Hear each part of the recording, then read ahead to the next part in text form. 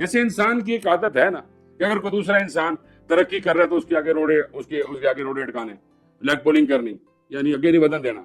تو سو پانی کے ساتھ میں جب آپ یہ کرتے ہیں کہ اگے نہیں ودن دینا، تو پانی کیا کرتا ہے؟ پھر دو حصوں میں تقسیم کر دیتا ہے. انسان ہو، مشینری ہو، عمارتیں ہوں، بستیاں ہوں، ٹکڑے ٹکڑے کر دیتا ہے. چونکہ اس کی اسپیڈ بہت زیادہ ہوتی ہے، پانی کے اندر طاقت بھی بہت زیادہ ہے.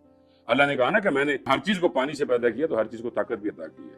وہ کس طریقے سے کام کرتے ہیں، کچھ عبادت کرتے ہیں، کچھ اللہ کو نہیں پوچھتے، کوئی لڑتے جھگڑتے ہیں، فساد کرتے ہیں، کبھی کوئی کسی کی عزت کو تار تار کرتا ہے. یہ انسان ہے نا جی، پانی سے پیدا ہوا ہے نا، یہ طاقت تو ہے نا. تو اسی طاقت کی میں بات کر رہا تھا کہ وہ طاقت پھر جب اس کے آگے روڑے اٹکائیں گے تو وہ روکے گا نہیں. تو ہوتا کیا ہے کہ پھر نقصانات ہوتے ہیں.